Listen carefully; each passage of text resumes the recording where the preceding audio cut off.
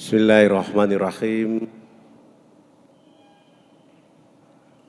Ada 6 orang yang tidak boleh menjawab salam saya di sore hari ini. Saya ulangi lagi, ada 6 orang yang tidak boleh menjawab salam saya di sini. Yang pertama adalah orang gila, yang kedua orang tuli, yang ketiga orang yang sedang tidur, yang keempat orang bisu, yang kelima orang kafir, dan yang keenam adalah orang mati. Semoga 6 orang itu juga tidak ada di sini. Assalamualaikum warahmatullahi wabarakatuh.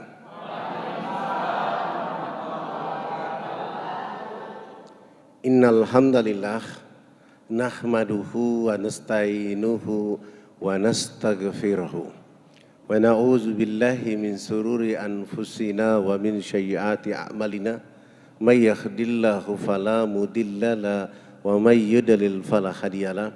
Asyhadu an la ilaha illallah wa asyhadu anna Muhammadan abduhu wa rasul. Allahumma salli wa sallim wa barik ala Muhammad wa ala alihi wa ashabihi ajmain. Puji syukur selalu memuji Allah, oleh karena tidak ada yang berjanji untuk bertemu, berkumpul, berjumpa, bersilaturahmi di tempat ini kecuali sudah menjadi rencana Allah Subhanahu wa taala. Alhamdulillah dengan rencana itulah Allah menggerakkan panitia, tim dakwah Solo menghadirkan kita berduyung-duyung duduk di majelis yang insya Allah diberkahi dan dimuliakan oleh Allah. Semoga duduknya Bapak Ibu di majelis ini seperti sedang berada di dipan-dipan surga Allah Subhanahu wa taala. Salam tering salawat kepada Rasulullah Muhammad sallallahu alaihi wasallam, keluarganya, sahabatnya, tabi'in tabi'id, dan pada akhirnya sampai pada kita semua. Bapak Ibu hadirin saudara-saudaraku yang dimuliakan oleh Allah Subhanahu wa taala. 3 bulan terakhir ini saya rajin ke Solo. Banyak orang yang mencurigai saya. Jangan-jangan pilpres, padahal bukan. Kesini bersilaturahmi. Supaya hubungan antara Irian dan Solo itu menjadi keluarga besar. Sebelum saya mulai, saya mau tanya Bapak Ibu di ruangan ini. Ini orang Indonesia semua? Sungguh? Saya bilang bukan. Orang Indonesia itu adalah orang yang pertama sholat subuh, pertama sholat duhur, pertama buka puasa, pertama sholat asar, pertama sholat maghrib, pertama sholat isya, pertama sholat jumat, pertama sholat idul fitri, idul adha, syuruk, duha, qiyamul lail. Siapa mereka? Orang yang rambutnya keriting, badannya hitam keling, mengawali kehidupan bangsa ini dengan Allahu Akbar, Allahu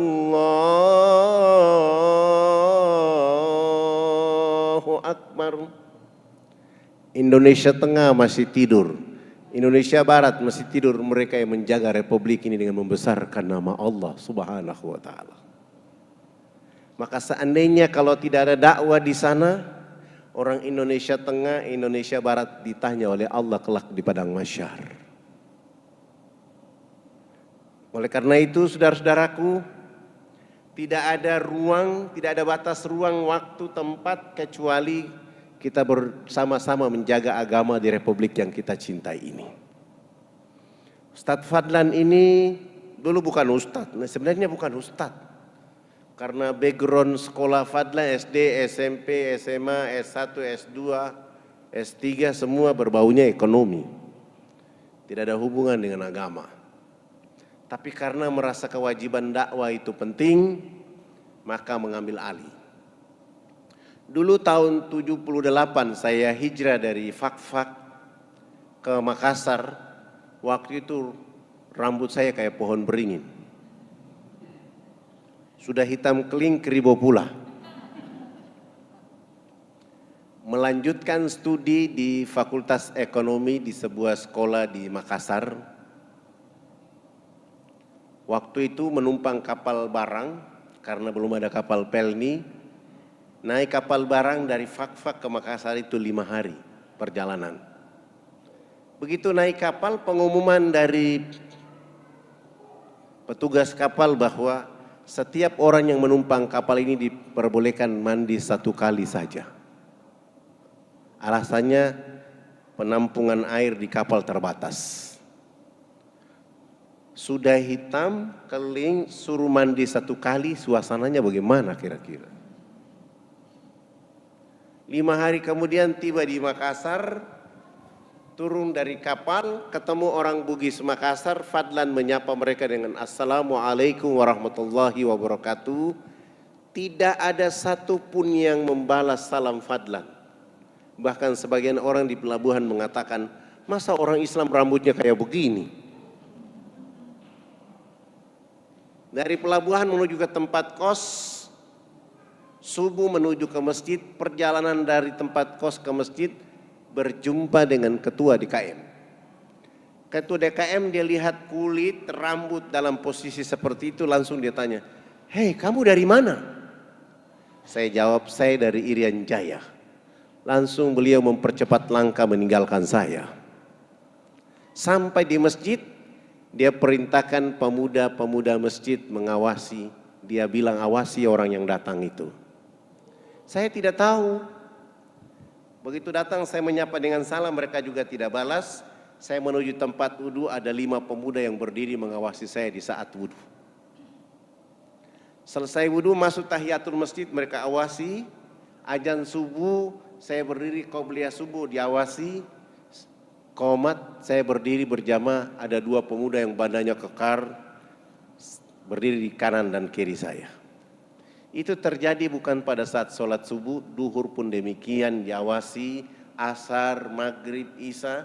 Selesai sholat isya, ketua DKM menyuruh ketua RT datang ke tempat kos. Assalamualaikum warahmatullahi wabarakatuh. Waalaikumsalam, ada apa Pak? Saya ketua RT di sini. Saya disuruh ke sini karena warga di sini 1 hari ini resah dan gelisah atas kehadiran Anda di sini. Kami belum pernah melihat orang hitam rambut kayak begini masuk ke masjid. Untuk itu, supaya meyakinkan saya sebagai ketua RT di sini, saya disuruh bawa Al-Quran. Tolong Anda baca Quran, nanti saya kasih tahu bahwa Anda Muslim. Saya mulai bilang sama Pak RT, kalau saya baca Al-Quran di sini, saksinya tidak kuat. Untuk itu saya minta kepada Pak RT, sebelum saya baca Quran, saya minta tolong Pak RT baca Quran terlebih dahulu. Alhamdulillah, ternyata ketua RT saya tidak bisa baca Quran. Saya langsung kasih tahu beliau bahwa besok subuh saya akan memimpin sholat subuh.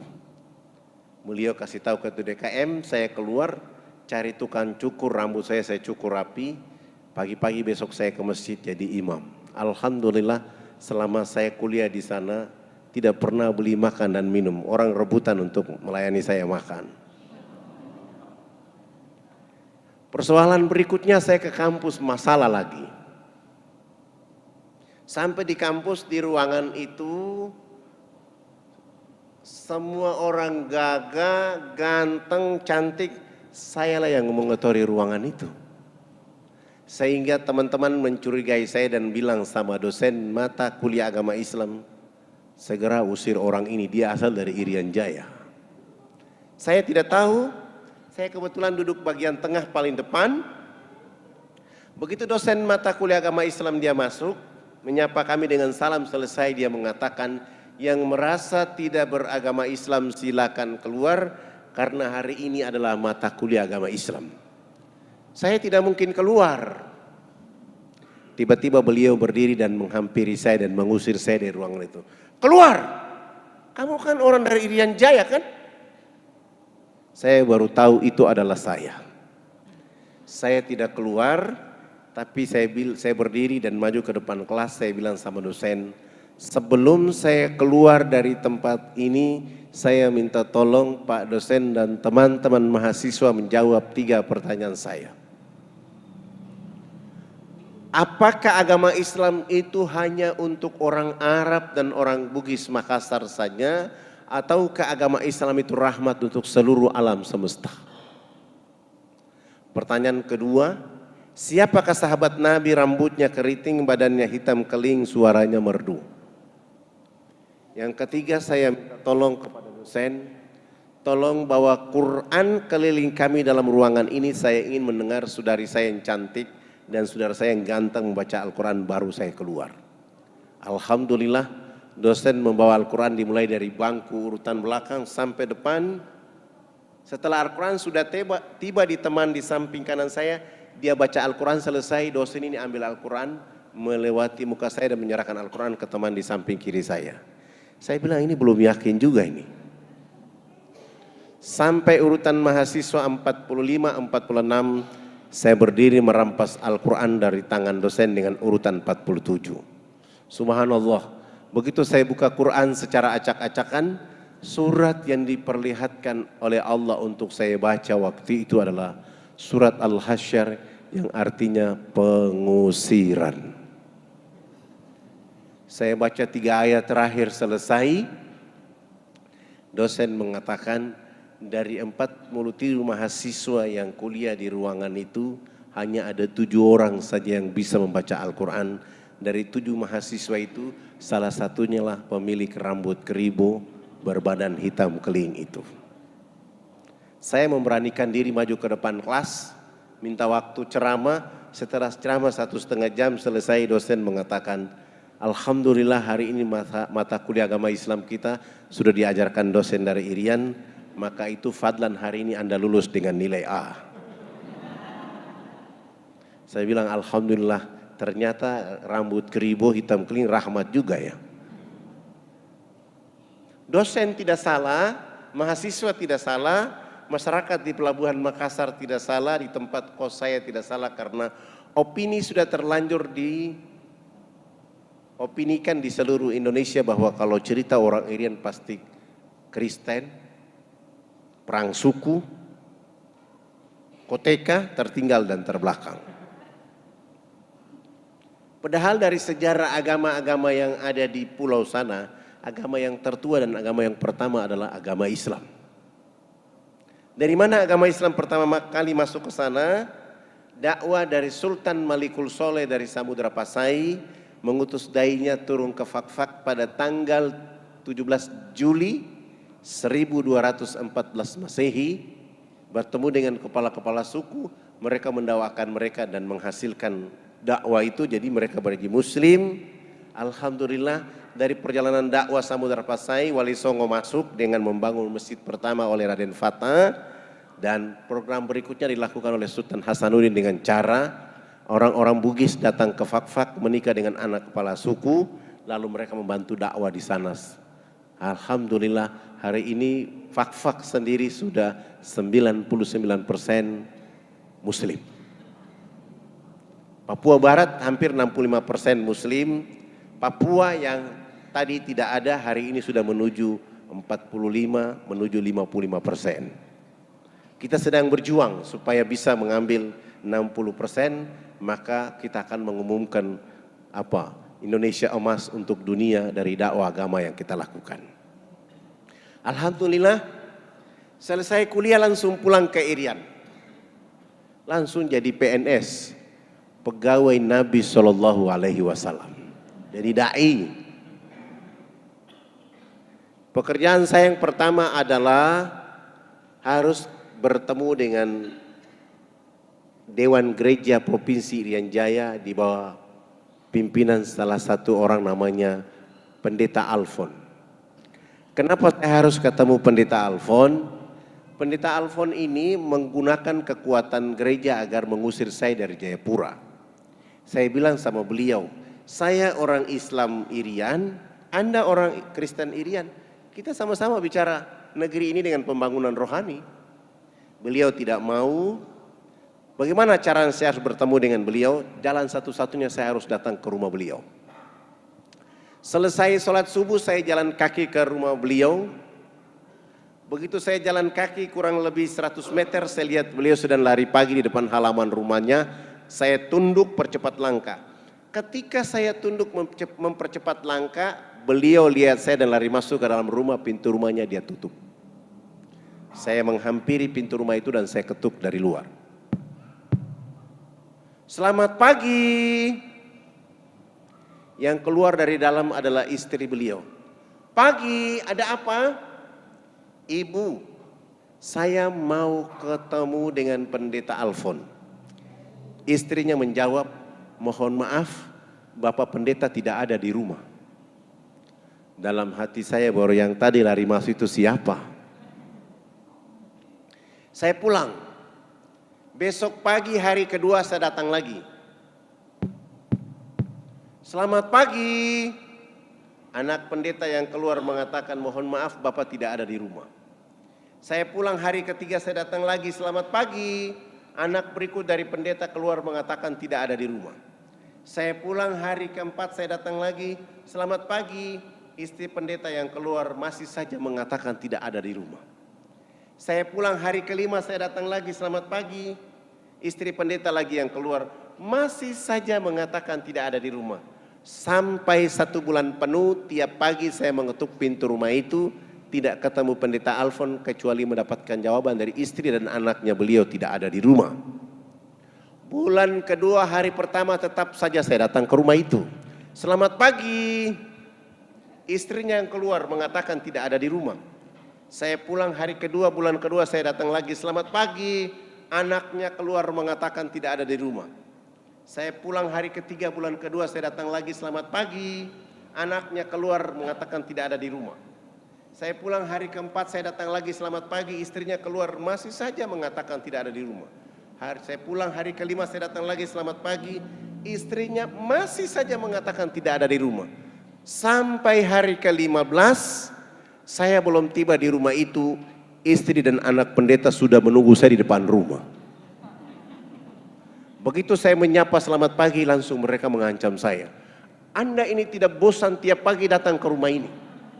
Seakan-akan rumah ini menjadi tugas Anda tiap pagi. Saya pulang, besok pagi hari ke-16 bulan kedua tetap saja saya datang ke rumah itu. Selamat pagi, istrinya keluar melihat saya. Kamu lagi yang datang. Sampai 2 bulan penuh saya tidak berjumpa dengan pendeta Alfon kecuali mendapatkan jawaban dari istri dan anaknya silih berganti tidak ada di rumah. Bulan ketiga hari pertama tetap saja saya datang ke rumah itu. Selamat pagi, istrinya keluar mengatakan tidak ada di rumah. Saya pulang lagi, hari kedua bulan ketiga saya datang, selamat pagi, anak pendeta keluar mengatakan tidak ada di rumah. Subhanallah. Begitu di hari ketiga, bulan ketiga saya datang, saya menyapa selamat pagi, anak tertuanya langsung mengatakan, pagi Pak Fadlan, mohon maaf, Bapak tadi malam kecapean, kelelahan sehingga kami bawa ke rumah sakit. Saya langsung memuji Allah dalam hati saya, Alhamdulillahirabbil alamin. Saya tidak pulang, tapi saya melanjutkan perjalanan dari rumah pendeta ke rumah sakit untuk mencari tahu keadaan yang sebenarnya. Sampai di rumah sakit saya tanya di bagian informasi, mereka membenarkan beliau masuk rumah sakit dan saya tanya ada di kamar berapa, mereka memberitahu saya ada di kamar nomor 48. Saya tidak langsung ke kamar itu, saya keluar dulu, ada orang jual buah-buahan di luar sana, saya beli dibungkus seperti parcel lalu saya bawa parcel ini menuju kamar nomor 48. Setiba saya di pintu kamar itu saya ketuk dari luar. Selamat pagi. Istrinya langsung menjawab dari dalam kamar, pagi silakan masuk. Rupanya dia tidak tahu kalau itu adalah saya. Begitu saya buka pintu pelan-pelan, saya angkat parcel, saya tutup wajah saya dan berjalan pelan-pelan. Saya lihat kaki istri pendeta lalu saya turunkan parcel. Selamat pagi Bunda. Dia tidak mungkin berbohong, saya sudah di dalam. Supaya dia tidak panik, saya mengatakan, saya dapat kabar bahwa abang jatuh sakit sehingga saya beli buah-buahan ini untuk beliau. Nanti kalau beliau bangun tidur sampaikan salam hormat bahwa tadi Fadlan dari sini.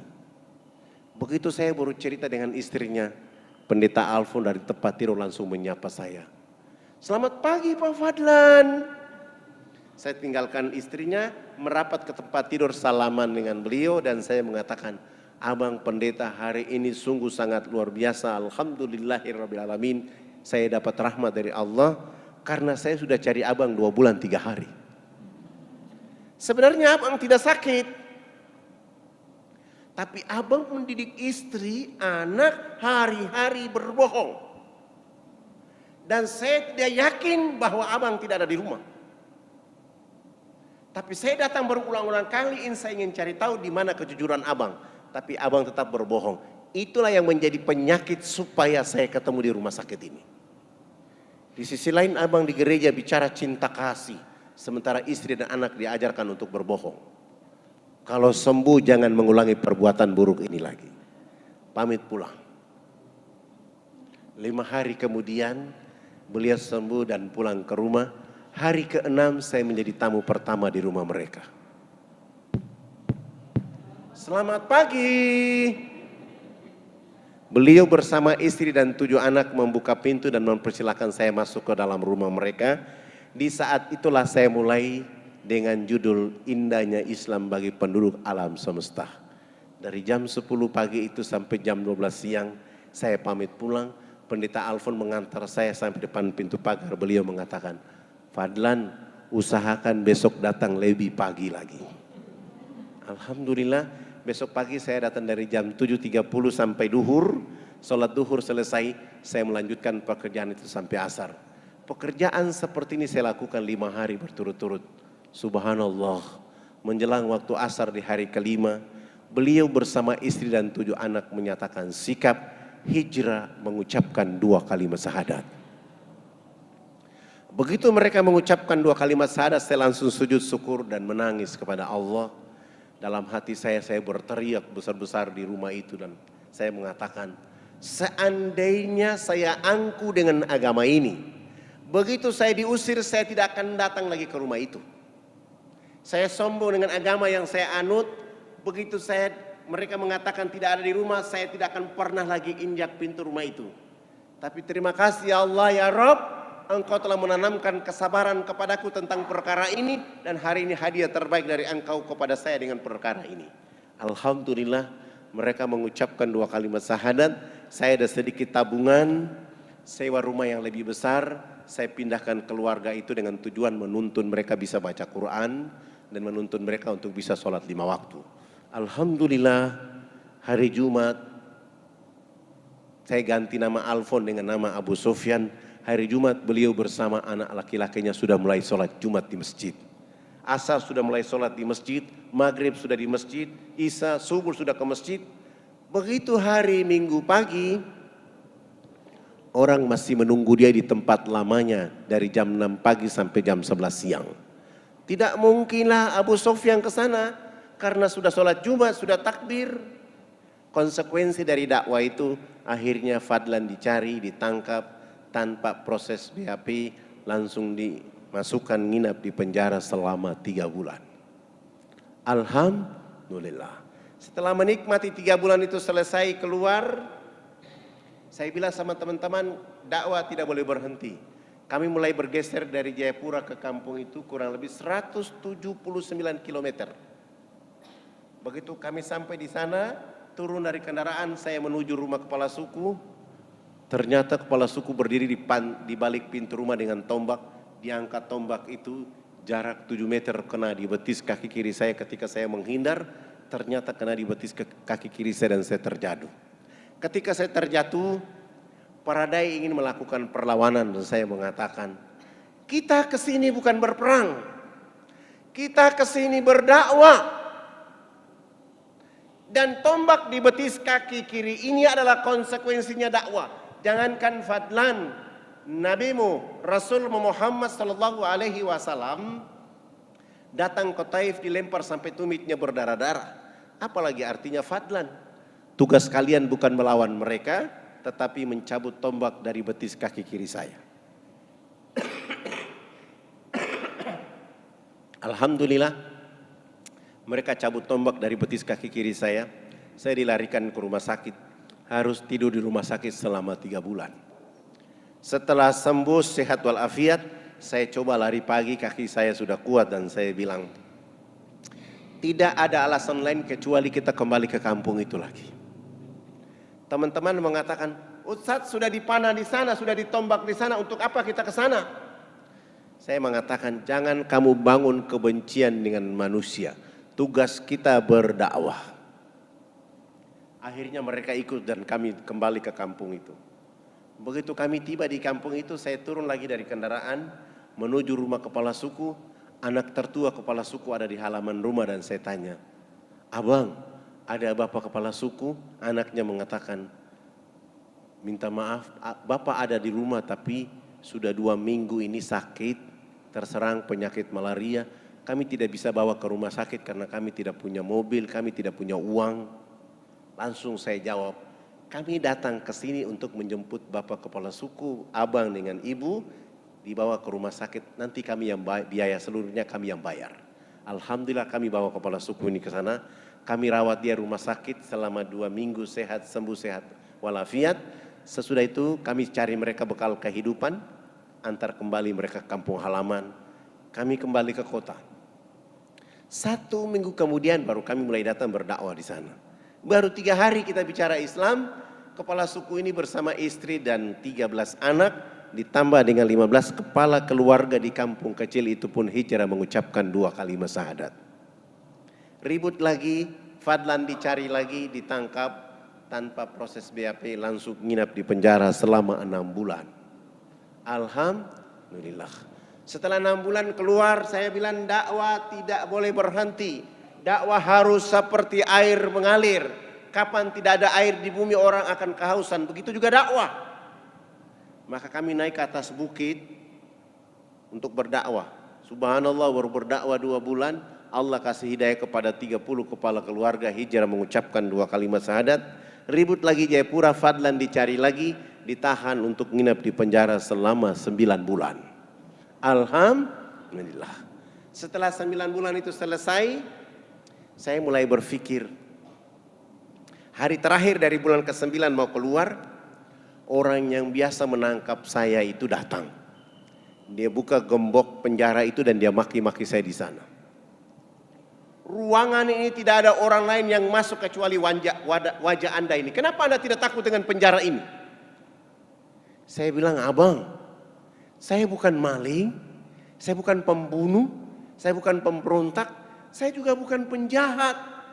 Saya hanya ingin mencerdaskan saudara-saudara saya di negeri ini agar pasti tunduk memuji Allah dan mengikuti Rasulullah Muhammad SAW.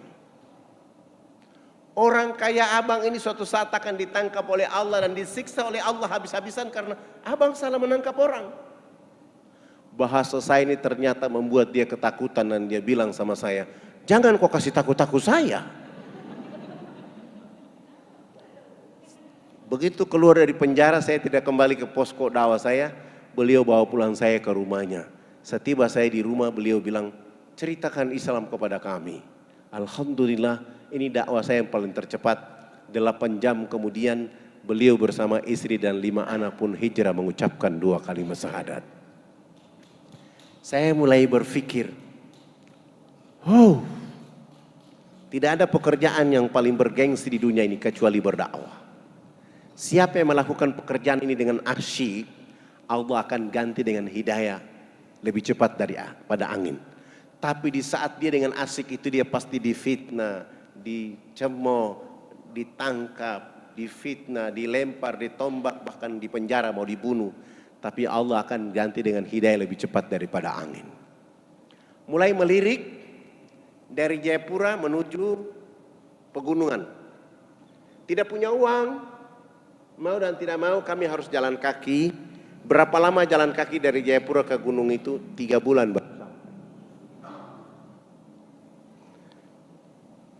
Kami mencoba untuk jalan kaki. Baru jalan kaki 1 bulan di jalan, teman-teman saya itu betis kaki kiri kanannya sudah bengkak. Mereka mulai tidak kuat mengangkat kaki kanan dan kaki kiri. Mereka bilang, kalau kita memaksa diri sampai ke lokasi, kita belum berdakwah, kita sudah dibunuh orang karena energi tenaga kita sudah habis. Akhirnya kami kembali ke Jayapura. 2 bulan tidak ada dakwah.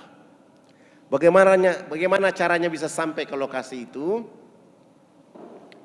Saya menghadap kepala desa, nama-nama kami semua saya ganti. Yang nama Zainuddin saya ganti dengan nama Paulus. Yang nama Zainal Abidin saya ganti dengan nama Markus. Yang nama Abu Bakar saya ganti dengan nama Adolf. Yang nama Fadlan saya ganti dengan nama Leo. Dengan cara ini baru kami bisa menumpang pesawat misionaris. Begitu kami beli tiket, kami semua diterima dengan KTP palsu itu. Besok pagi mau terbang, sore hari sudah menyiapkan modal sabun mandi 7 karton, sampo 7 karton, odol sikat gigi 7 karton, dan pakaian layak pakai 7 karung. Mencoba untuk memulai dakwah. Alhamdulillah 45 menit kemudian pagi hari itu kami terbang, tiba di lokasi. Kami disambut oleh saudara-saudara kami di sana, tapi sayang mereka semua dalam keadaan tidak berbusana kecuali menggunakan cawat. Cawat itu bahasa kerennya koteka. Ketika melihat kondisi ini saya mulai bilang, kalau begitu 1 minggu pertama kita tidak berdakwah. Kita melakukan interaksi sosial dengan mereka, pendekatan dengan mereka. Begitu bermain dengan mereka, sudah akrab dengan mereka, sudah dekat dengan mereka, lalu saya tanya, kenapa sampai Bapak Ibu di sini berpakaian seperti ini? Disitulah saudara-saudara kita menjawab, kami dilarang tidak boleh pakai pakaian karena baju yang kami pakai ini menjadi pakaian termahal di dunia atas nama kebudayaan. Sudah pakai pakaian koteka seperti itu, mereka juga dilarang tidak boleh mandi. Boleh mandi tapi hanya melulurkan tubuh badan mereka dengan minyak atau lemak babi. Berdiri jarak 500 meter dari arah mata angin kita yang hancur. Bau ya tidak enak. Sudah dalam keadaan tertinggal, terbelakang, bau badan seperti itu. Orang asing bawa minuman keras masuk ke pedalaman. Kasih minum saudara-saudara kita di sana, mereka minum, mereka mabuk. Ada yang teler tidur di bawah pohon, ada yang di pinggir jalan. Ada ibu-ibu kita yang melahirkan di sana seperti binatang yang beranak di bawah pohon. Begitu bayinya keluar untuk memutuskan plasenta dengan bayi, mereka pakai ujung batu yang tajam. Sesudah itu ibu manusia dilarang untuk menyusui anaknya dengan air susu di sebelah kanan. Dia hanya boleh menete anak kandung dengan air susu di sebelah kiri. Sementara air susu di sebelah kanan dipakai untuk menyusui anak babi.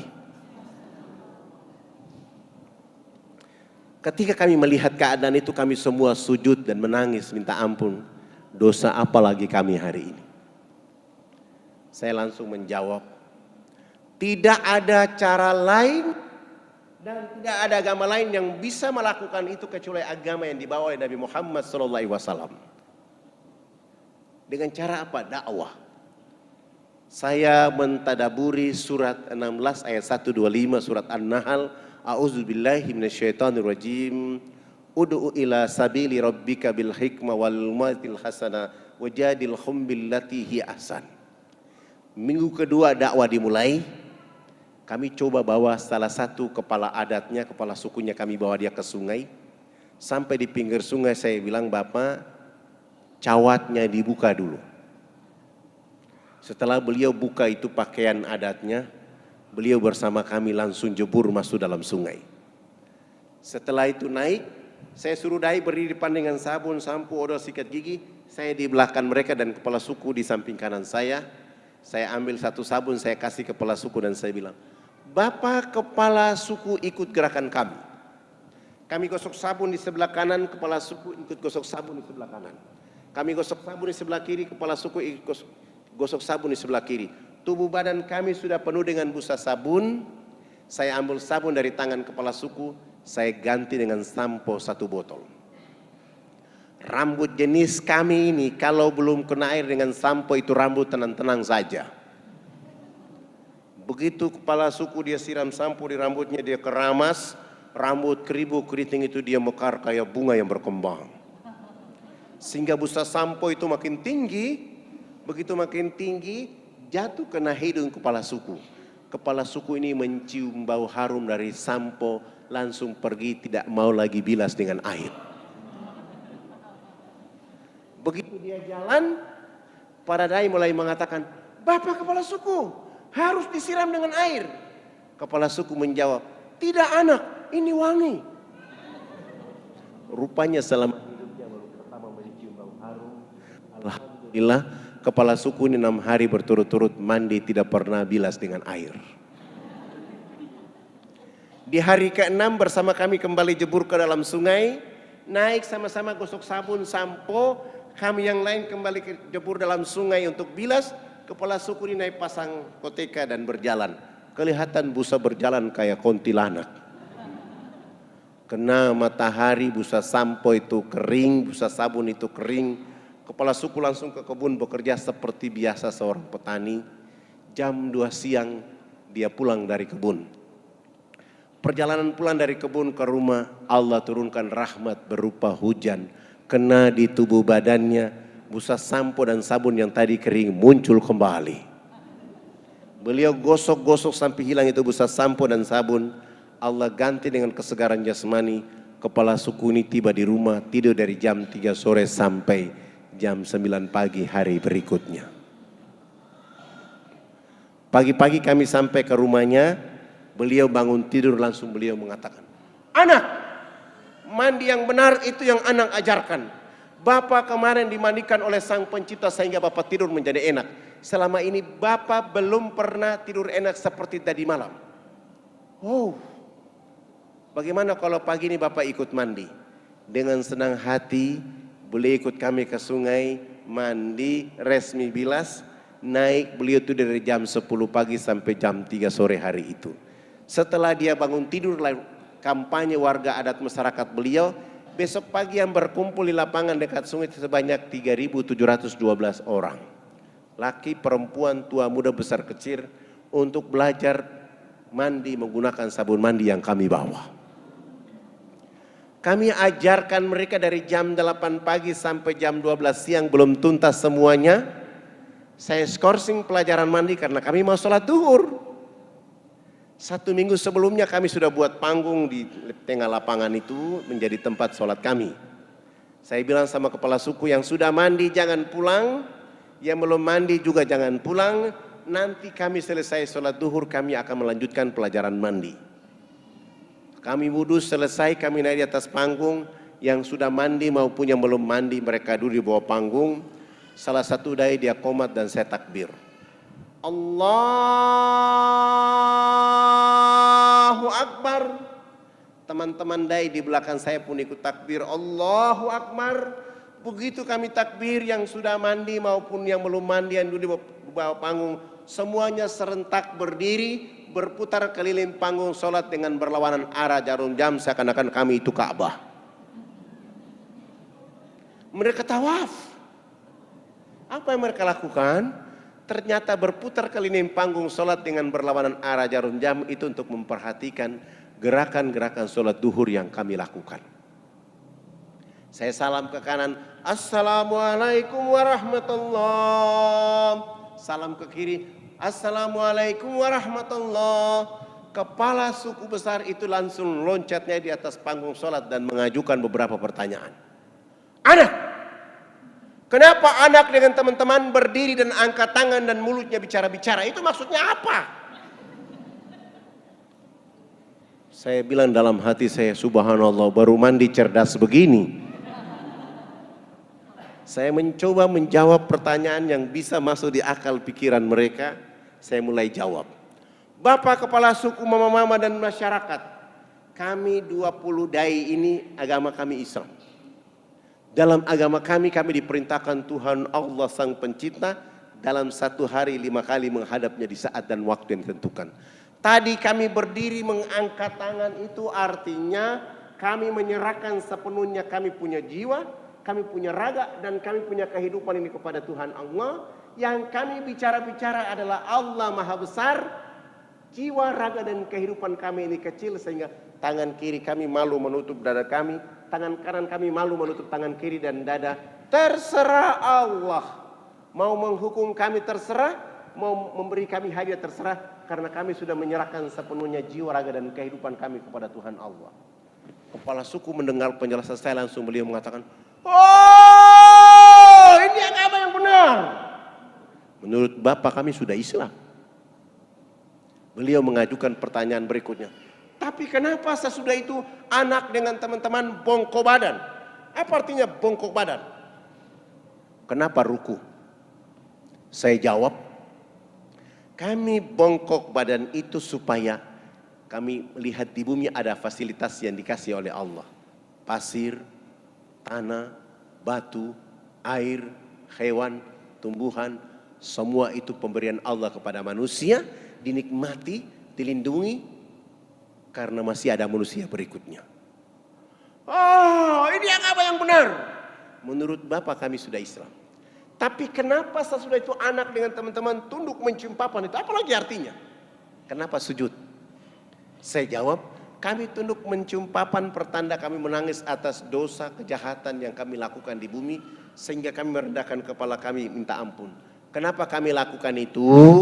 Sebentar kami mati nanti kami punya kulit, daging, tulang, darah akan dilebur kembali menjadi tanah. Sebelum dilebur kembali menjadi tanah, kami menyatukan telapak tangan, kepala, lutut dan kaki, tunduk menangis minta ampun kepada Dia Allah yang Maha Tinggi. Tapi kenapa sesudah itu anak dengan teman-teman lihat ke sebelah kanan mulutnya bicara-bicara, lihat ke sebelah kiri masih bicara-bicara? Salam dia bilang bicara-bicara. Saya jawab, kalau tadi kami mengangkat tangan dalam menyerahkan sepenuhnya jiwa raga kami bongkok badan untuk melihat apa yang diberikan oleh Allah. Sesudah itu minta ampun, selesai minta ampun kami lihat ke sebelah kanan. Kalau di tempat ini belum ada orang yang tahu mandi, tugas kami datang ke sini untuk mengajarkan orang bisa tahu mandi. Di tempat ini belum ada orang yang tahu berpakaian, tugas kami mencari pakaian dan menutup tubuh badannya. Ada yang lapar, tugas kami mencari makan. Ada yang sakit, tugas kami mencari obat. Sesudah itu melihat ke sebelah kiri, kalau di tempat ini belum ada mengenal Allah dan Rasulnya, kami hadir di sini memperkenalkan Allah dan Rasulnya kepada mereka. Begitu mendengar penjelasan saya, kepala suku besar itu langsung mengatakan, kalau begitu kamu semua ini turun duduk di bawah. Kami 20 dai turun bergabung dengan masyarakat di bawah. Kepala suku ini memanggil kepala-kepala suku lain naik di atas panggung. Bukan sholat tapi mereka rapat membahas kehadiran kami di sana. Setelah rapat selesai, kepala sukunya menyampaikan pengumuman. Hari ini kita senang karena anak-anak ini sudah datang mengajarkan agama yang benar. Dalam rapat adat kami sepakat bahwa kita semua masuk ke dalam agama anak-anak ini. Begitu mendengar kalimat itu kami 20 dai semua sujud syukur dan menangis kepada Allah. Malu karena tidak bawa apa-apa kecuali sabun, sampo, sikat gigi dan pakaian apa adanya untuk mereka. Menguatkan hati saya mulai membimbing mereka mengucapkan 2 kalimat syahadat. Setelah mereka mengucapkan 2 kalimat syahadat selesai, proyek berikut yang kami lakukan adalah mengganti nama-nama mereka.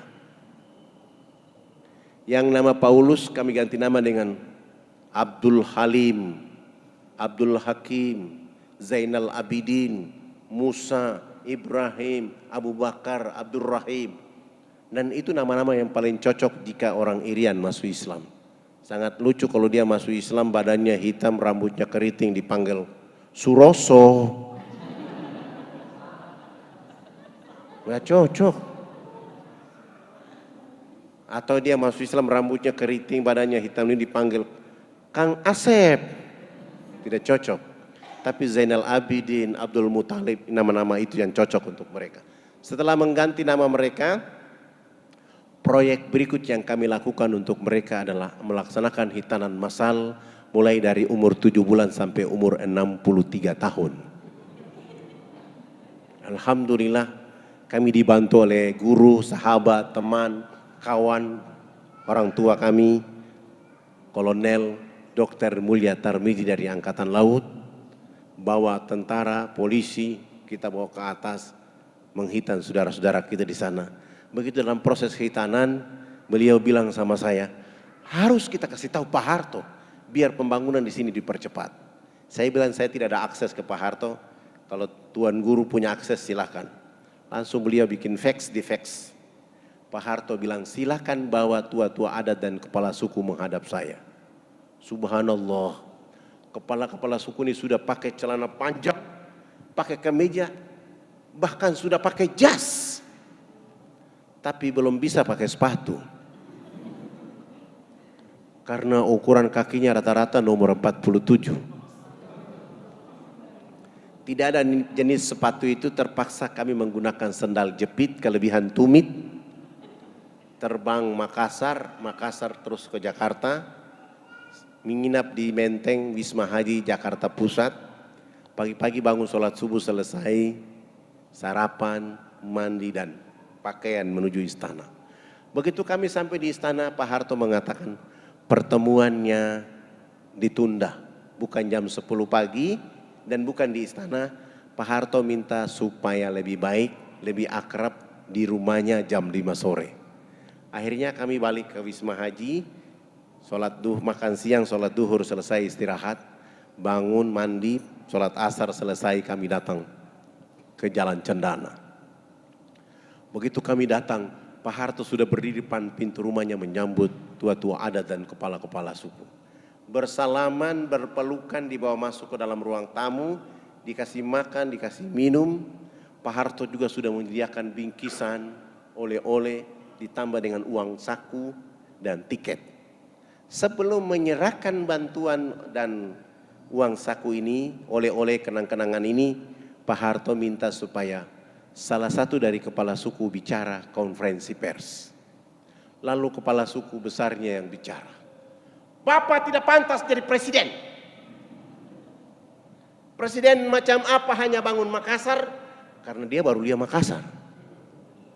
Presiden macam apa baru hanya bangun Jakarta? Karena dia baru lihat Jakarta. Pemilu nanti saya akan bicara supaya Haji Muhammad Soeharto jangan lagi dipilih jadi presiden. Pak Harto ini bicara, kepala suku ini bicara pakai bahasa daerah, Pak Harto juga tidak tahu. Tapi raut wajah Pak Harto tidak ada prasangka buruk, senyum bahagia, dan Pak Harto minta tolong diterjemahkan. Tidak mungkinlah saya menerjemahkan seperti itu. Itu tidak mungkin.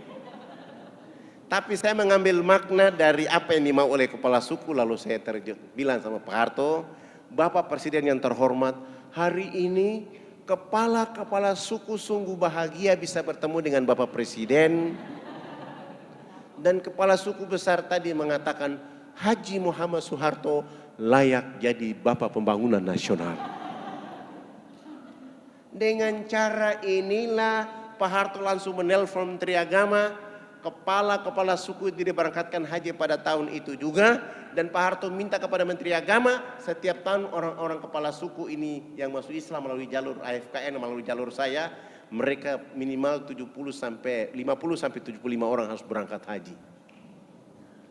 Pak Harto juga menelpon Menteri Sosial, kami dibantu 917 unit rumah layak huni dengan program ABRI masuk desa. Dan Pak Harto juga menyumbang 1000 karung pakaian, 600 karton sabun, 600 karton sampo, 600 karton odol sikat gigi. Dan Pak Harto juga menyumbang 28 masjid. Dan dakwah dari Jakarta ke kampung sana tidak boleh menggunakan kapal laut, tapi menggunakan kapal pesawat Hercules dari Halim Perdana Kusumo. Dibawa ke sana, anak-anak yang sudah syahadat dibawa keluar sekolah di Muhammadiyah Yogyakarta, Muhammadiyah Solo, Muhammadiyah Malang, Muhammadiyah Jakarta. Alhamdulillah Pak Harto sudah tidak ada, tetapi bukti dakwah dan menjaga NKRI-nya terbangun dari bawah ke atas, sehingga orang-orang di sana mulai merasakan bagaimana nilai setelah Pak Harto sudah tidak ada di bumi hari ini.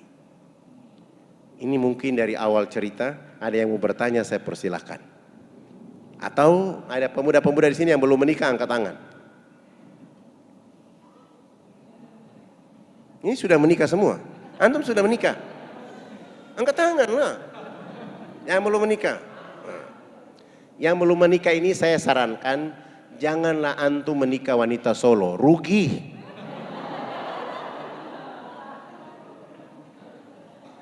Ikut Ustadz Fadlan ke Irian, dakwah di sana, sebelum berdakwah nikah dengan anak kepala suku dulu.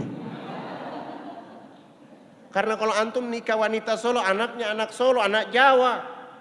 Tapi kalau antum menikah anak kepala suku di Irian, itulah anak Indonesia. Itu ahwat-ahwat yang masih bujang di sini juga, jangan nikah dengan mereka.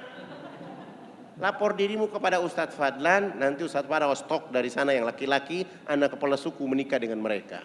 Supaya kekuatan Solo, Irian jadi kekuatan besar. Sehingga keturunanmu yang akan mengatakan kepada Indonesia Tengah, Indonesia Barat bahwa wahai nenek, mas, kakek yang ada di Indonesia Tengah, Indonesia Barat, kami yang menjaga republik ini dari timur Indonesia.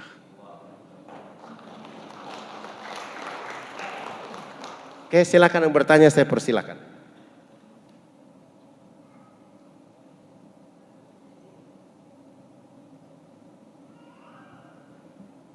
Assalamualaikum Ustadz Fadlan, saya mau bertanya. Namanya siapa dulu? Nama saya, iya saya Solo asli. Kebetulan saya jendus. Saya mau bertanya, tadi Ustadz Fadlan kan bilang bahwa dakwah itu nggak ada ruang dan waktu. Terus kita kan semua harusnya wajib ya untuk dakwah gitu. Terus apa yang harus kami lakukan untuk dakwah tersebut? Misalkan kan nggak ada ruang dan waktu. Di sana-sana kan masih banyak yang belum tersentuh dakwah gitu loh. Itu terus apa yang harus kita lakukan gitu loh, Tat? Biar nanti kita nggak dituntut Allah, gimana kamu kok nggak dakwah gitu. Makasih. Assalamualaikum. Yang pertama yang harus dipahami oleh kita bahwa warisan terbaik dari Nabi Shallallahu Alaihi Wasallam adalah dakwah. Kalau dakwah tidak maksimal, maka kita tidak bisa menemukan titik kemenangan. Dakwah tidak maksimal, maka kita tidak akan menemukan titik kebangkitan. Indonesia ini sudah punya modal mayoritas muslim di dunia. Indonesia sudah punya modal masjid terbanyak di dunia, itu Indonesia. Indonesia juga sudah punya modal majelis taklim terbanyak di dunia, itu juga di Indonesia. Indonesia juga sudah punya modal pesantren terbanyak di dunia, itu Indonesia. Tapi kenapa tidak bangkit? Karena dakwah belum maksimal. Dakwah belum merata. Kenapa belum maksimal, belum merata? Karena sebagian di antara kita berpikir bahwa dakwah itu urusan mereka yang datang dari pesantren, mereka yang SAG, sarjana alam gaib, yang datang dari Timur Tengah, mereka sudah punya hafalan. Sehingga ketika mau bertindak terhadap dakwah itu ketakutan. Padahal Nabi SAW dengan hadis yang sangat pendek sampaikan walaupun satu ayat. Makna sampaikan walaupun satu ayat itu artinya semua orang bertanggung jawab menyampaikan pesan dakwah ini kepada siapa saja. Dan dakwah itu kepada dua kelompok. Pertama, yang paling utama kepada orang kafir. Jadi agama Islam ini hadir utama untuk mendakwakan orang kafir. Itu perlu harus difahami oleh kita. Yang kedua, kepada orang yang sudah beragama Islam untuk menjaga akidah dan agamanya. Kenapa berdakwah kepada orang kafir? Supaya jangan mereka dipanggil dengan kata kafir. Jangan. Karena kata kafir itu Allah mencantumkan dalam Al-Quran sebagai bahasa yang paling menyenangkan, supaya karena mereka belum mendapat hidayah dan rahmat dari Allah. Maka tugas kita mendakwakan mereka supaya mereka dipanggil dengan sebutan orang-orang beriman, masuk Islam. Nah, bagaimana caranya? Yang pertama, niat dulu, perhatikan niat dulu. Ada orang berpikir begini, dakwah itu harus dengan uang. Saya bilang tidak. Kalau kapan kita berdakwah dengan uang, kekecewaan yang kita hadapi. Kalau kita ingin dakwah dengan modal, maka ujungnya adalah penyesalan dan tidak akan melakukan lagi. Bukan. Lihat mimpi besar Nabi SAW yang digambarkan oleh Allah dalam surat At-Taubah ayat 128. Anitum harithum alaikum. Menginginkan seluruh penduduk bumi ini bahagia, selamat bersama Allah Subhanahu wa ta'ala. Tugas kita itu menyelamatkan semua orang untuk mendapatkan rahmat kebahagiaan dengan Allah Subhanahu wa taala. Dan tidak ada kebahagiaan paling terbaik kecuali dengan Allah. Maka tugas kita menyampaikan dakwah kepada mereka dengan ilmu yang kita miliki, tugas kita mendesak kepada mereka. Tetapi wahai saudara-saudaraku, kalau kita tidak punya ilmu, Nabi mengajarkan kepada kita modal paling besar setelah niat adalah milikilah akhlak yang terbaik dalam hidup. Itu kekuatan dakwah kita. Sekarang saya tanya antum, kalau bicara akhlak saya tanya antum. Ya, bapak-bapak yang ibu-ibu. Antum ada maling, ini andaikan ini satu kompleks. Ini satu kompleks. Maling datang ke rumahmu, dia masuk ke dalam rumah ambil emas istrimu 40 gram, uang 35 juta. Dia sudah ambil. Dia mau keluar ketahuan oleh warga. Akhirnya warga ribut. Warga sudah siap dengan balok, dengan kayu, dengan bensin untuk bakar dia. Kira-kira apa yang antum lakukan terhadap maling ini? Ada yang bantu saya bisa?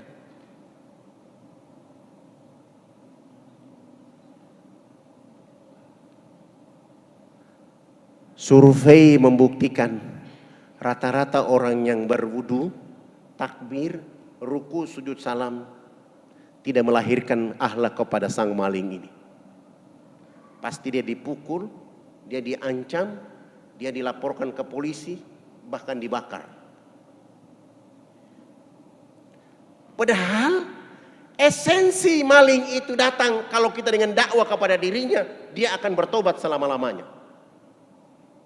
Kita sebagai orang yang punya emas dicuri, sebagai suami yang punya istri emasnya dicuri, tampil di tengah-tengah warga yang sedang berdiri dengan tombak, dengan panah, dengan segala macam, dengan palu-palu, dengan segala macam semua. Katakan kepada mereka, hei saudara-saudaraku, istirahat kalian keluar semua.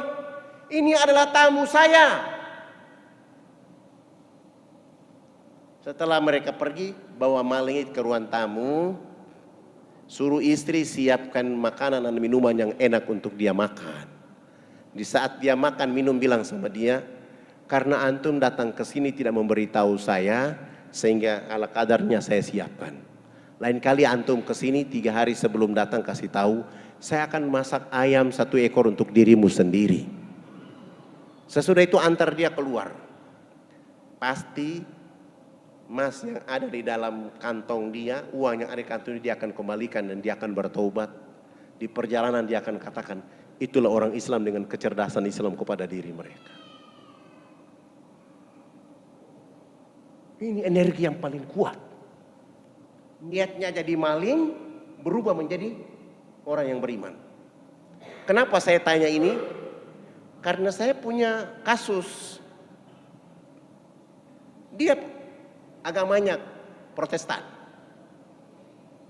mencuri lagi bukan lagi mobil tetangga yang mau diambil, dan sudah bawa keluar itu mobil.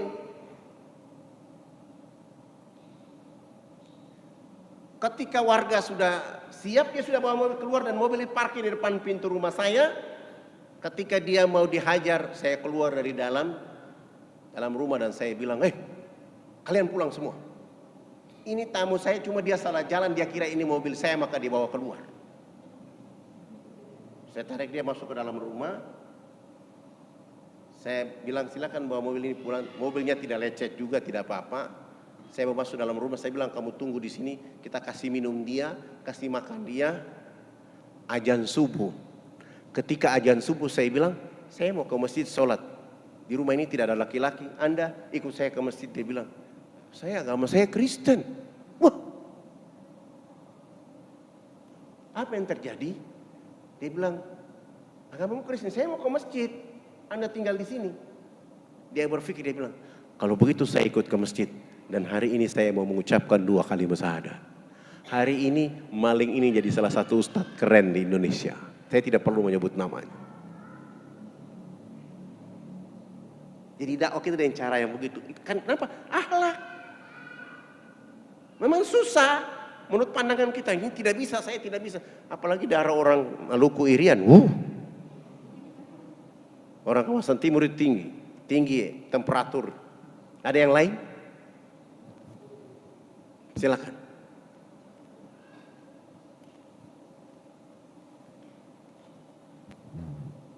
Assalamualaikum warahmatullahi wabarakatuh. Waalaikumsalam warahmatullahi wabarakatuh. Saya cuman pengen tanya gini aja, Ustaz. Nama saya Ardi, Tad. Saya cuman pengen tanya, Ustadz ini agama Islam sudah dari kecil atau mu'alaf gitu dulunya? Cuman itu aja, Tad. Terus misalkan apa namanya dari kecil Mas Islam, apa keluarga-keluarganya juga semuanya Islam gitu aja. Terima kasih. Assalamualaikum warahmatullahi wabarakatuh. Waalaikumsalam warahmatullahi wabarakatuh. Ustadz Fadlan ini sejak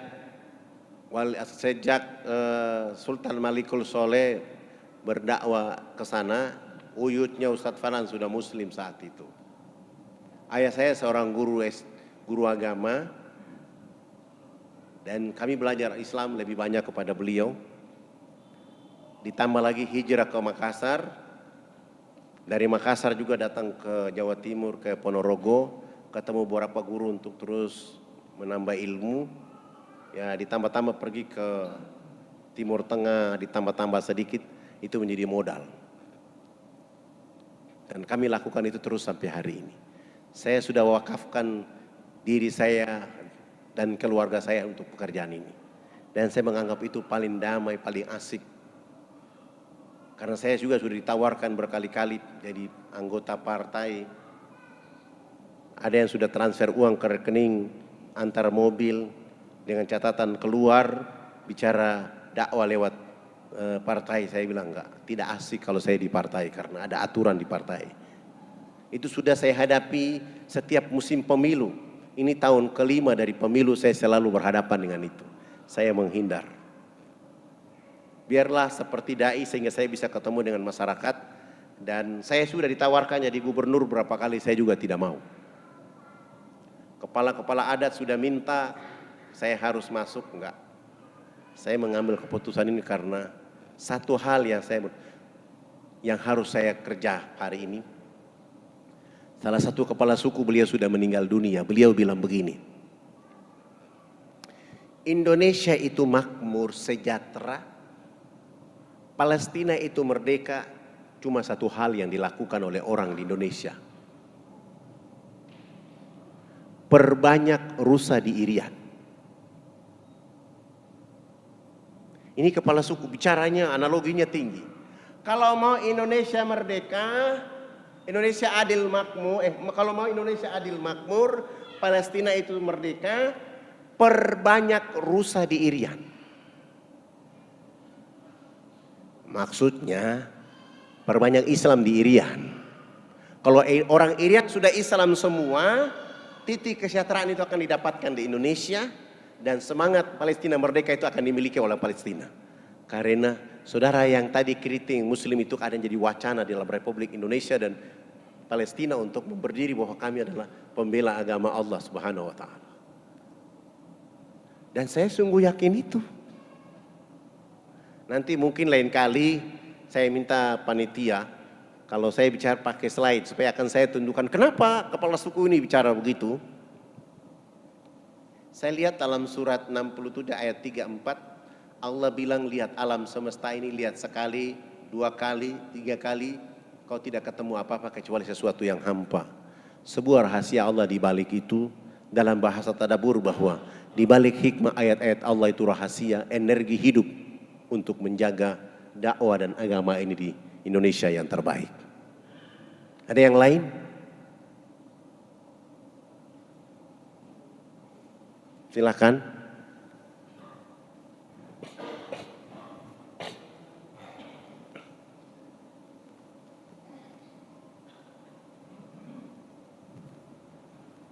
Wah, ini yang mau ke Irian ya.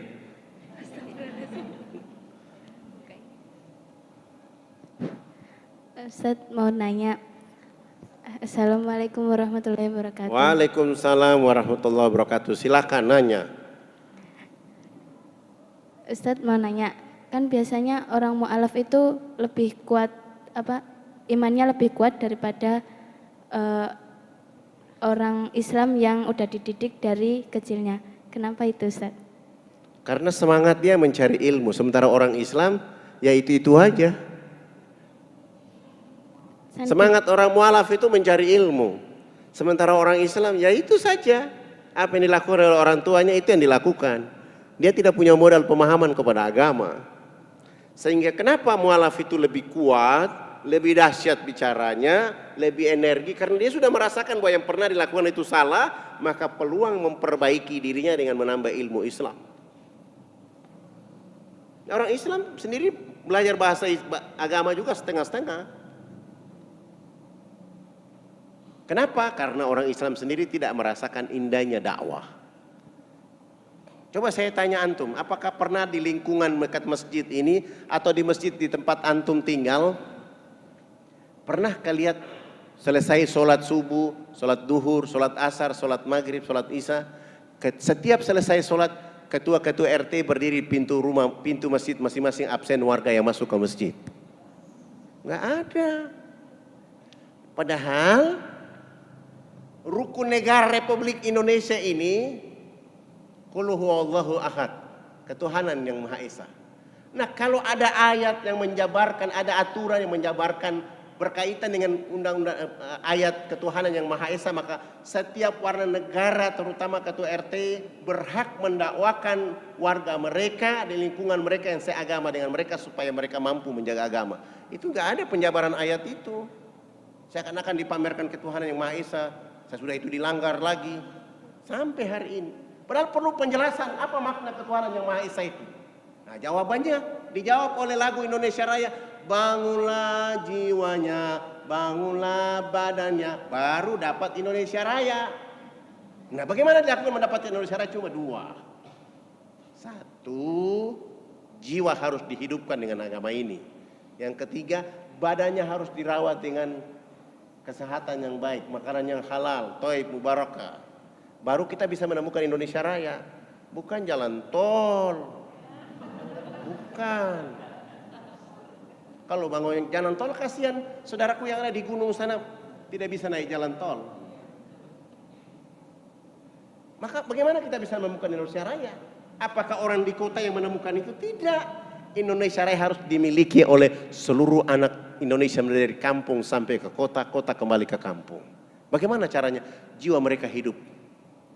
Nah, jiwa yang hidup itu artinya dakwah harus dilakukan dengan baik.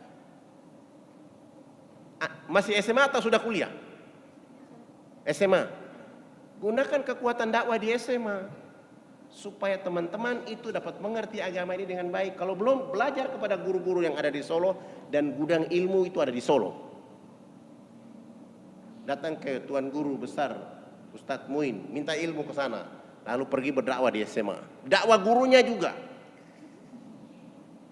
Karena banyak guru yang juga tidak mengerti Islam, sekedar bunyi saja. Dakwah ke mereka, inilah yang kurang di Republik ini. Padahal tujuan kita menjaga Republik ini kalau dakwah itu hidup. Saya punya pemahaman begini. Kalau dakwah ini sudah hidup dengan energi Islam yang kuat, kita akan melihat kemakmuran yang datang dari seluruh arah dari Allah. Dan orang-orang Jawa, orang Irian, orang Sulawesi, mereka bertemu itu bukan karena kecantikan, ganteng, gagah, bukan. Tapi mereka bertemu karena Allah Subhanahu wa ta'ala. Kita ingin lihat suasana bagaimana Bilal bin Rabah bisa menikah dengan wanita yang cantik sekali. Itu terjadi di Indonesia Raya. Bagaimana orang Irian bisa menikah dengan wanita soleha dari Solo. Dan bagaimana laki-laki Solo bisa menikah dengan wanita bidadari yang datang dari Irian.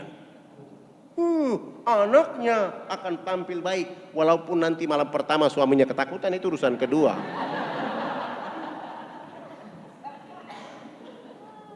Tapi penting bagaimana kita membesarkan mereka dengan Islam, pemahaman ini. Ini persoalan hati ini harus dihidupkan supaya mereka mengerti bahwa Islam itu seperti begini, bukan begitu. Seperti yang diceritakan oleh orang lain. Enggak, Islam itu harus seperti itu. Ada yang lain? Oke, silakan.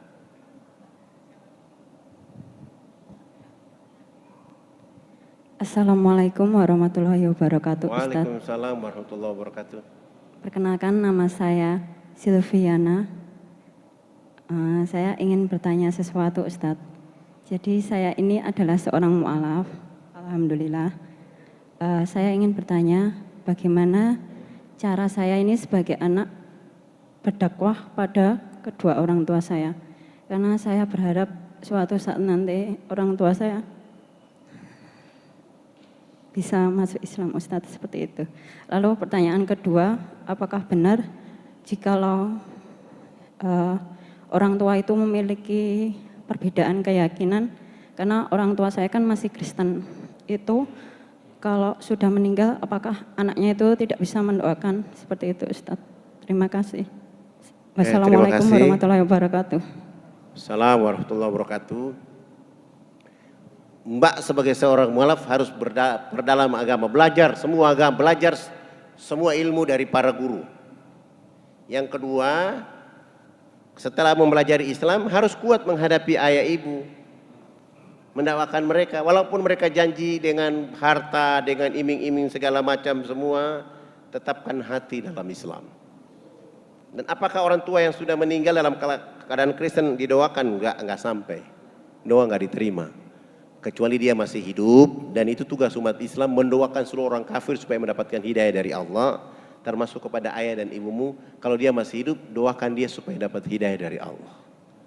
Kapan mulainya? Di saat berdakwah dengan mereka, sampaikan hidayah itu, sampaikan Islam kepada mereka dan berdoa supaya mereka dapat hidayah. Saya kasih satu kasus begini. Ada anak SMP, dia orang Ambon, bapaknya itu dedenggot pembangunan gereja di Indonesia. Anak ini dia bergaul dengan anak-anak Irian yang Muslim, sehingga kelakuan dia kelakuan Islam. Dia tiap hari mencuri sarung dari rumahnya, keluar, dia isi dalam tasnya, begitu sholat maghrib dia ikut sholat maghrib. Dia belum syahadat, tapi dia ikuti teman-temannya yang SMP. Maghrib, Isya, ketika menjelang subuh dia minta izin lagi, dia bilang saya mau pergi belajar kelompok dengan teman-teman. Padahal dia pergi sholat subuh dengan teman-temannya, sesudah itu baru mereka belajar. Itu dilakukan terus menerus dan dia merasakan Islam itu indah. Akhirnya dia masuk Islam. Begitu dia masuk Islam, dia pulang ke rumah, dia bilang sama ayah dan ibunya, saya sekarang sudah masuk Islam. Maka bapak ibu tidak boleh lagi marah kepada saya, tidak boleh lagi, oh ini saya sudah Islam. Apa yang dilakukan oleh setelah dia masuk Islam? Dia pergi belajar ilmu bekam. Belajar ilmu bekam, ilmu urut, segala macam, kiropraksi semua selesai. Semua yang berkaitan dengan herba yang diajarkan Nabi dimengerti oleh dia. Begitu bapaknya sakit, dokter mau ke rumah, dia bilang sama ibunya, jangan bawa dokter ke rumah, akulah dokter dari ayah. Sampai ke rumah, bapaknya kena stroke. Dia bekam bapak dan ibunya, sesudah itu bapaknya dalam keadaan sakit di terapi, dan bapaknya tanya, ini pengobatan apa? Dan dia bilang, ini adalah pengobatan yang diajarkan oleh Nabi yang kalian benci kepadanya. Kenapa saya memiliki masuk Islam? Karena ternyata pelajaran dari Nabi ini membuat tubuh badan kita sehat semuanya. Dia terapi bapaknya, ibunya selama 3 minggu berturut-turut. Minggu keempat sehat walafiat, minggu kelima dia syahadat. Karena terapi anak yang SMP, dari SMP dia rubah ayah ibunya menjadi Muslim. Bapak ibunya menyesal menjadi orang yang membangun gereja di seluruh Indonesia. Itu peranan dakwah. Maka jangan malu kepada orang tua, dia adalah orang tua kita. Apapun agamanya, bersikap dengan akhlak yang baik kepada mereka, sekaligus menyampaikan pesan ayat kepada mereka. Walaupun nanti dia ngotot, pasti dia akan ngotot. Anak kemarin baru masuk Islam sudah datang. Bahkan mereka akan menyatakan bahwa ini baca Quran makanya kamu sesat segala macam semua. Keadaannya mereka begitu. Tapi ini dengan cara itu akhirnya orang tuanya syahadat. Sesudah itu orang tuanya menambil adiknya lagi, kakaknya lagi, sampai mereka semua satu keluarga menjadi Muslim. Ada yang lain? Oke, yang di belakang ini. Sebelum ini saya ya di belakang sekali.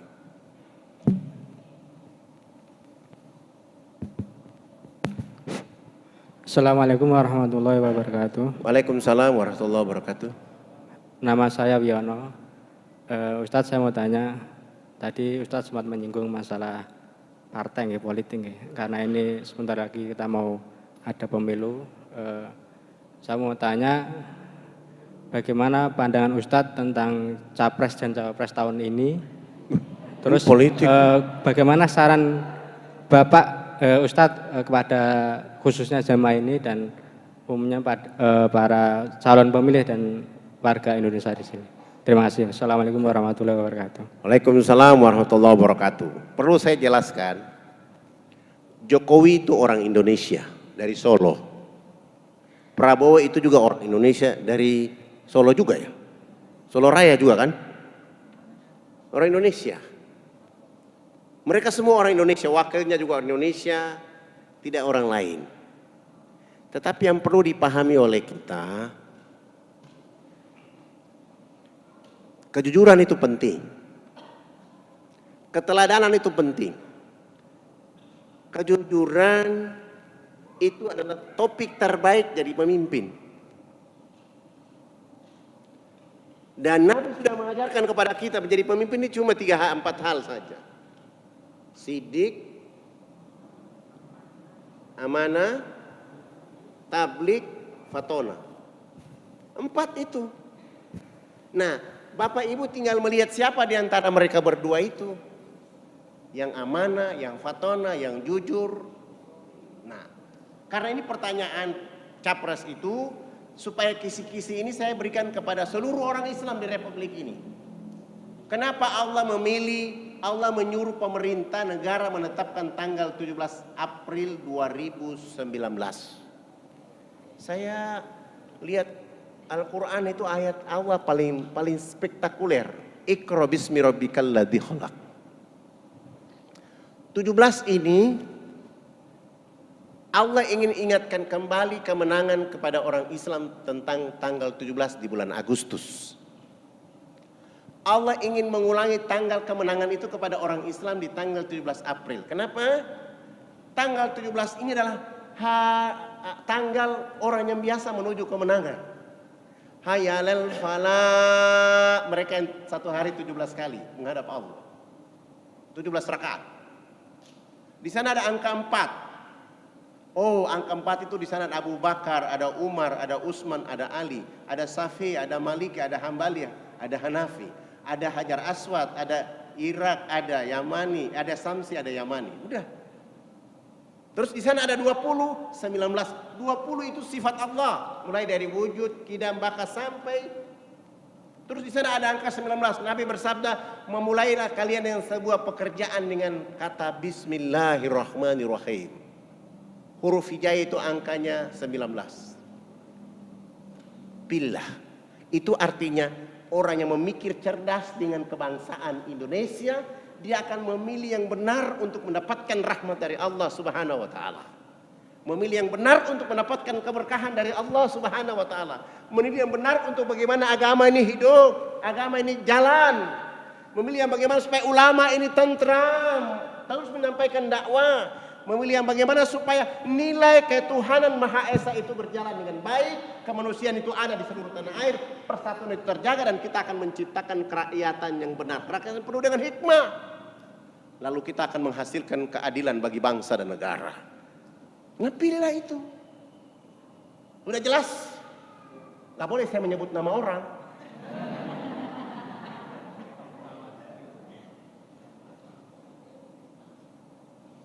Tinggal Bapak yang punya pikiran. Kalau Bapak tidak berpikir cerdas, berarti Bapak kelompok khatama Allahu ala qulubihim. Harus cerdas itu.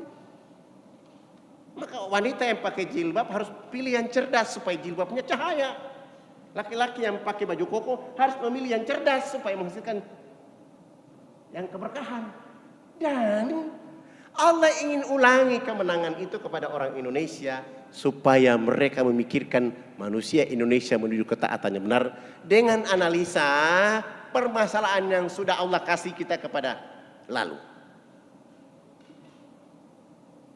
Dari tahun 2014, permasalahan apa yang terjadi kepada agama? Permasalahan apa yang terjadi dengan umat? permasalahan apa yang terjadi dengan bangsa, permasalahan apa yang terjadi, itu menjadi analisa untuk menentukan tanggal 17 itu. Maka saya menyebut hayya 'alal falah, 17 adalah hari kemenangan. Gitu. Siapa yang memberi kemenangan itu? Allah sudah sengaja memberi isyarat kemenangan, tinggal umat Islam yang mau mengambil kemenangan itu atau tidak. Maka siapa yang ketika dia tidak tahu rahasia kemenangan ini, dia ingin mempersulit kemenangan ini, Allah akan persulit dia untuk mendapatkan kemenangan itu. Yuriduna liyutfi'u nurallahi biafwahihim wallahu mutimmu nurihi walau karihal kafir. Surat 9 ayat 32 dan surat 61 ayat 8. Orang berusaha untuk memadamkan cahaya agama Allah dengan mulut mereka. Facebook, mulut mereka ini ditafsirkan, ditadabur Facebook, apalagi internet, Instagram, WhatsApp, hoak, pangkat, televisi, partai, kekuasaan. Wallahu mutimmu nurihi walau karihal kafirun. Allah tidak menghendaki itu. Bahkan Allah tetap menyempurnakan cahaya ini walaupun orang kafir tidak menyukainya. Tapi bagaimana dengan orang Islam? Kalau ini menjadi ibadah menyelamatkan semua orang, jadikan tanggal 17 itu menjadi tanggal mengabdi kepada Allah. Saya ingin negara ini aman, saya pilih orang atas nama ini, nomor-nomor sekian. Demi Allah dengan nama engkau, saya masuk ke kotak ini, bismillahirrahmanirrahim. Bila perlu berbuat janji dengan orang-orang yang di TPS. Siapa yang mencurangi suara saya, siapa yang menghilangkan suara saya, siapa yang mengotori suara saya, dia akan dilaknat oleh Allah. Karena tugas saya memilih untuk menyelamatkan seluruh masyarakat Indonesia, untuk tenang beribadah dan beriman kepada Allah. Dan ini hak saya menjadi warga negara, lakukan itu. Maka dengan rahasia tadi, Bapak Ibu silahkan memilih. Ya, kalau saya menentukan nanti ada Bawaslu di sini, kita tidak tahu. Iya, karena saya pernah ada kasus. Saya ceramah di Kuningan. Saya bilang sama jamaah yang hadir kurang lebih 2.000 orang. Saya bilang begini, kaki ayam, berapa kaki ayam? Saya bikin begini. Ternyata MC-nya Bawaslu. MC-nya detak saya, dia bilang, Pak Ustadz, saya ketua Bawaslu di sini. Oh, saya cuma bilang ayam itu kakinya berapa?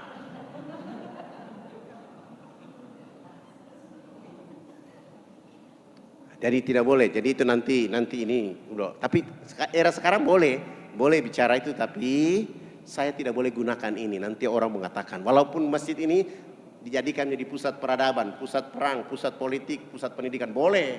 Kalau ada orang melarang tidak boleh. Tapi kita sebagai orang Islam yang beretika tidak boleh. Karena tadi saya bilang mereka dua ini orang Indonesia. Tinggal kita yang dengan kecerdasan, bagaimana memilih yang cerdas itu. Apalagi milenia ini, pilihlah yang cerdas. Antum akan makin cerdas. Ya, jangan tanya politik lagi, nggak enak.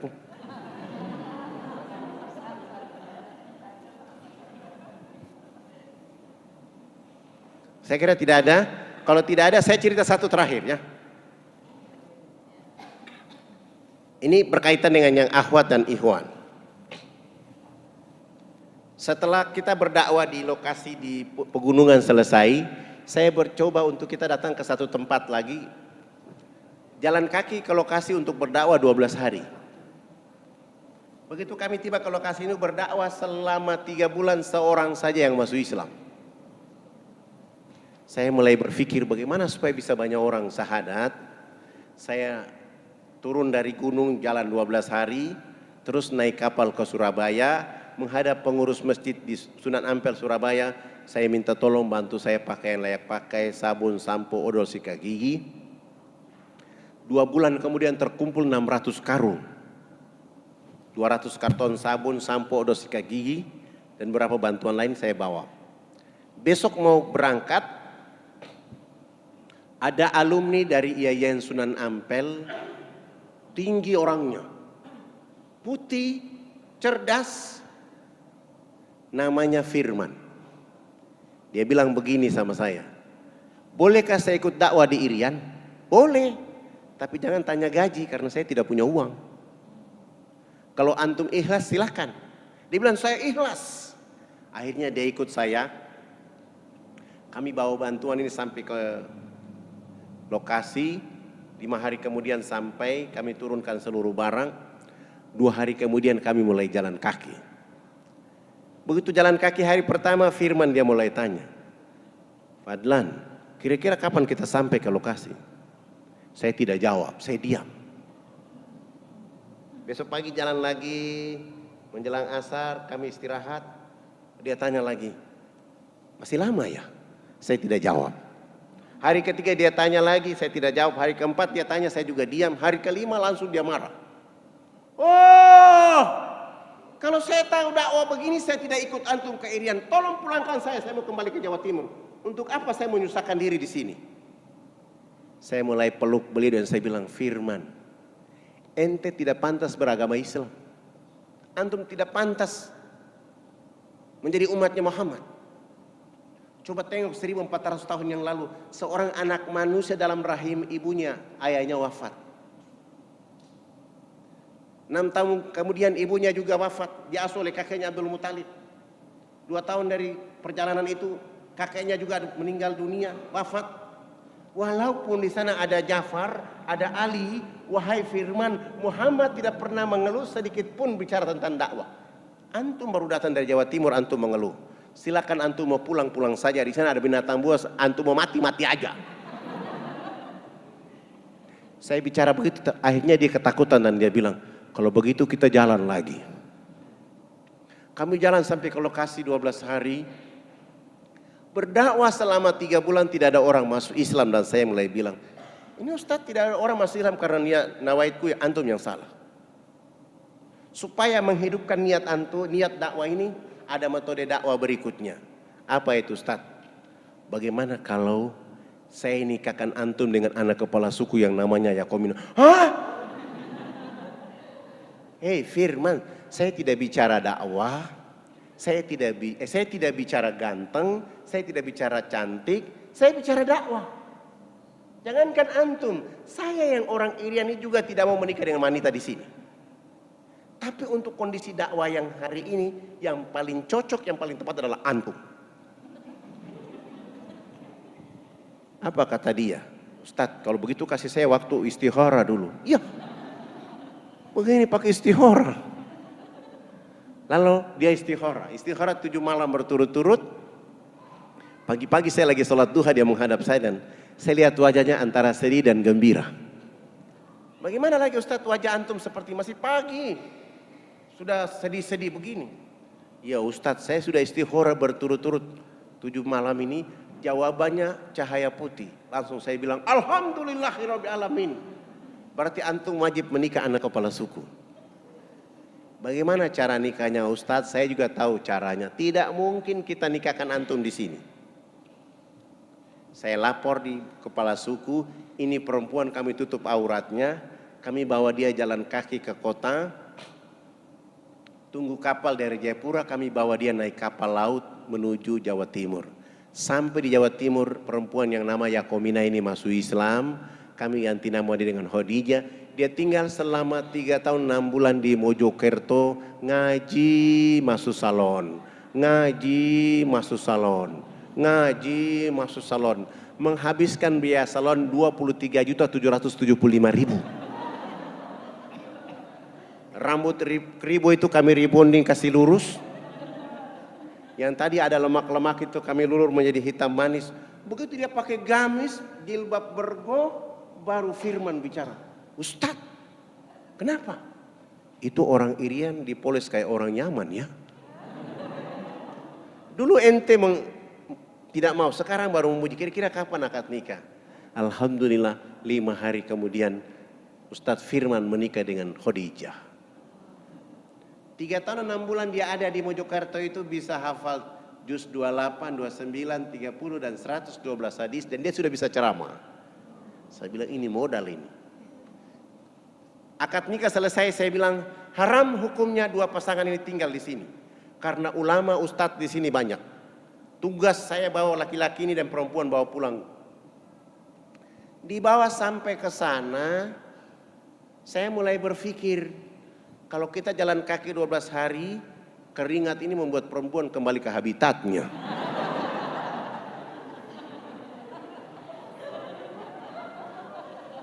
Akhirnya saya bilang kita bersabar dulu dengan cara menjaga sholat kami selama 40 hari dan menjaga hafalan kami selama 40 hari. Subhanallah, teman-teman tentara mau terbang ke lokasi, saya lapor dan kami bisa ikut. Besok mau terbang, sore hari itu saya bilang sama suaminya, yang besok berdakwah bukan saya, bukan antum, tapi istri antum. Supaya dakwah ini hidup, istri antum besok pakai jilbab putih, gamis putih, sepatu, kaos kaki putih. Pagi-pagi saya lihat begini, Khadijah sudah putih-putih. Kami naik pesawat, terbang sampai ke lokasi, tidak ada airport di sana. Kami dilepas pakai jaring, satu persatu turun. Saya bilang sama petugas Hercules, penumpang yang terakhir turun perempuan ini. Ini minyak wangi, begitu dia injak di tangga jaring ini, tolong disiram minyak wangi ini. Begitu dia turun, perjalanan turun ke bawah,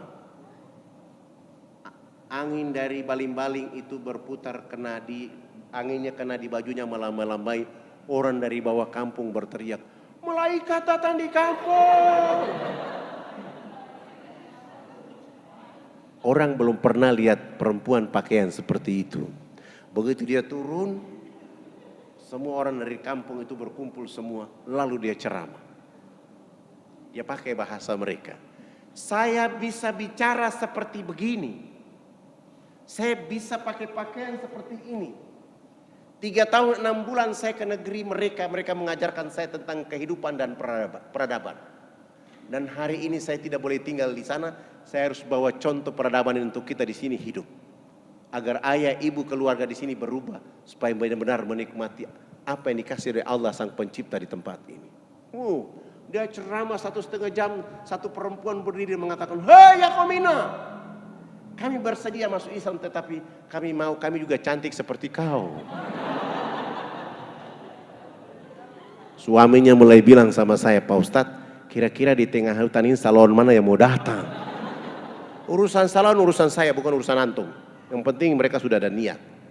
Kami tinggal kira-kira 1 minggu kemudian saya mulai turun dengan beberapa teman menunggu kapal dan saya ke Makassar. Kampanye dari masjid ke masjid dapat uang 35 juta. 15 juta saya mulai pergi belanja beras kencur, alat dulur, rebonding. Saya belanja semua itu. Saya cari salon mana yang bisa kita pakai. Ada kelompok Wardah. Saya bilang 3 bulan 10 juta ya, saya tidak punya uang. Ini dakwah. Akhirnya mereka mau, jangan pakai celana panjang kecuali pakai jilbab.